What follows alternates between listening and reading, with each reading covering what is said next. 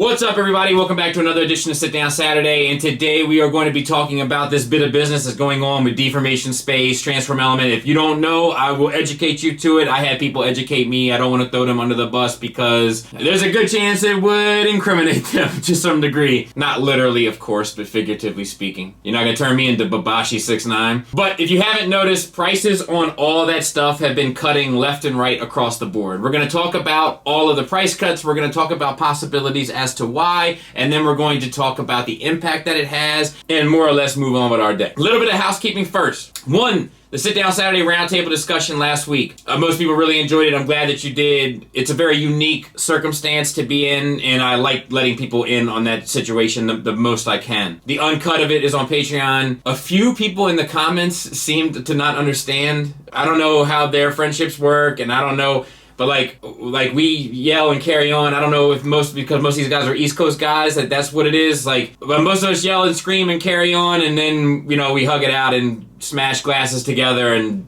drink. It's nobody in that room was really arguing with anyone. It's just how we debate. If you could see the rest of the day, which you'll get a little glimpse at here soon, most of the day was spent hugging each other, telling them how much you missed each other and stuff like that. So don't be worried about my friends getting along fine. Perhaps look at your own circle and make sure that's good. No need to worry your little heart or big heart. So the only other thing is that somebody said that it was weird to see people passionate about it. It's like, if that is weird, then why are you here? This is kind of for people that are passionate about this stuff. And we rarely get to talk about it with the people that we work with in our 9-to-5s or perhaps our family. So when we get together and have the opportunity to really talk about it, we take advantage of that. And you'd probably benefit from doing the same. The drag strip. A couple people said they don't know what I'm talking about with proportions. I don't know how to describe it to you. If that thing doesn't look like a little kid to you, I don't get it. But, some people see religious figures in their toast, and I don't necessarily get that either. So it could just be a perspective thing. But there's something about the length of the legs, specifically calf to thigh, also in relation to the abdomen and pelvis, that just seems like childish. And I don't mean like childish like a kid's toy. It's obviously built to be a kid's toy. It's marketed for adults, but it's built to be a kid's toy. I mean childish in the sense of the actual proportions. There are proportion things that are consistent with children that are different than adults, and I could get into it. There's psychological reasons for that and all sorts of other stuff, but don't worry about it. If you don't know what I'm talking about, then that's great. You're the lucky ones.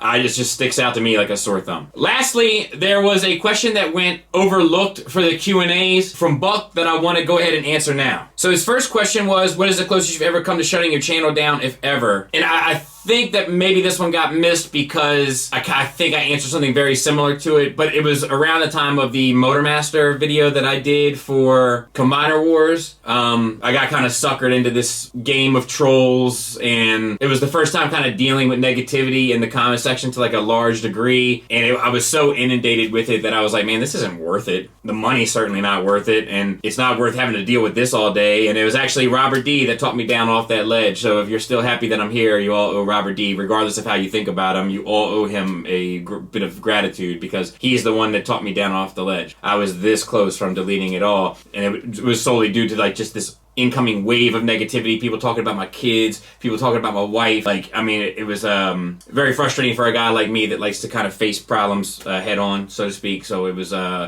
very challenging for me. And then he asked if me and the missus like the 45th Parallel blend Michigan coffee. So I have to be completely honest with you, Buck. We didn't have it. We have it here still. The Nerd Rage team definitely had a cup of it, and we loved it. And we rarely get like fresh ground, like fresh beans and all that, so we definitely enjoyed it. My wife has not had it yet. She's been a little bougie recently with her espressos and cappuccinos, so but I should definitely nip that in the bud, and thank you for the coffee. So with that, let's get into this discussion. So for those that don't know, the Deformation Space product actually begins with a product called Black Mamba. Now, Black Mamba was a knockoff company largely and produced knockoffs for many years. And the rumor was that they got themselves in a bit of legal trouble, and as a result had to kind of shut everything down in a panic. And in the dust and wakes of that came TransformElement. TransformElement utilized much more original molds, original ideas, original concepts regarding these characters.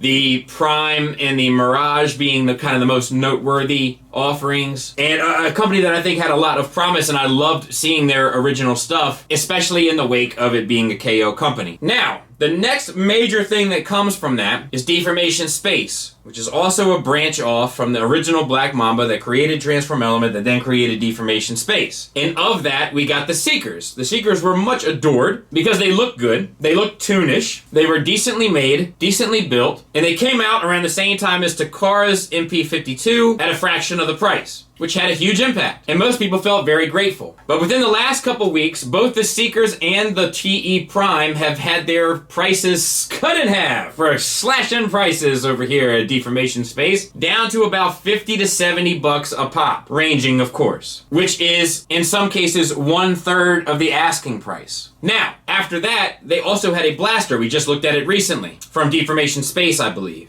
And the blaster went on sale as it was being released. Sounds great for many, and sounds awful for some. So let's talk about that a bit. For one, because of the past history of these companies, not all retailers choose to carry it. Decisions have consequences, and sometimes the child must pay for the sins of the father. So I bought her my tomorrows against my yesterdays that hope that she'll be okay. But not everybody does. So we have now, at least with the Seekers, in many ways punished the people that pre-ordered them, that supported the company, that paid the full asking price, etc., by slashing the prices to a half to a third in some cases, within a year's time. The person that bought those at full price, what do they expect to do in the future? What sort of choices are they going to make? What has DS done that will now affect the decisions of their customers and their supporters in the future? It's a valid question to ask. But in my mind, it's less offensive than what happened with the blaster. When the blaster came out, it almost immediately went on sale. That is even more harmful because what you've done now is you've only punished the people that pre-ordered your product. The pre-orders give you, the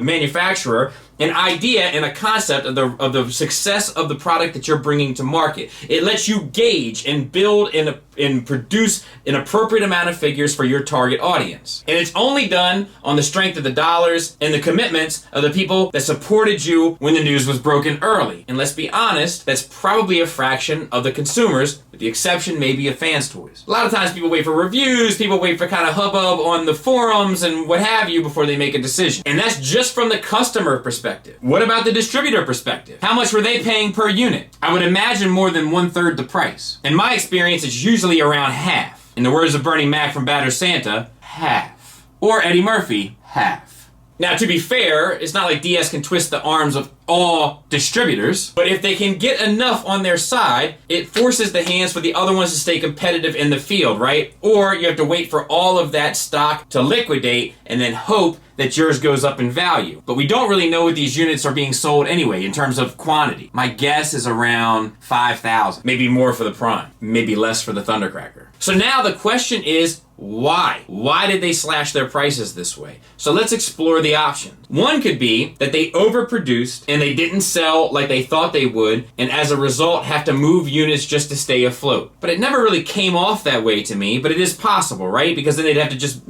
like any other store. Just like the Hasbro City Bots. They couldn't move them. So they popped up at Ollie's. Zuvios from Black Series, same kind of deal. No disrespect, Pinkerton. Another option could be that they just don't care. That they're just moving piece by piece, they're just trying to get rid of stock and they don't care what the impact is. But that would be awfully short-sighted. A lot of this depends on reputation. Look what happened to Moss Toys. For better or worse, they can never come back because their reputation is ruined unless they rebrand. But even then, a lot of that stuff tends to come to the forefront. The truth rises. It always has its day. So the other option would be that the KOs have impacted the market, meaning the MP52 KOs, the Starscream, the Skywarp, all that have been at a reasonable price, similar sculpt, etc., and as a result, it has hindered the ability for DS to move their Seekers. Now that makes a lot of sense to me until I learned that the Eagle Seekers, the KOs of MP52, are also a product of this company. Different parent company, of course, but of this company. And that leads me to one final possible scenario. And that scenario would be that they are once again in the eye of the law. I think it's impossible to say how many KO pies are out there that they have their fingers and toes dipped well into. And they've probably been on the radar for some time since the days of Black Mama and are now back on it again for whatever reason. You see, because it doesn't matter how much good you do sometimes. When you work in dirt for so long, it's very hard to just work in an office because you still have that dirt on your hands.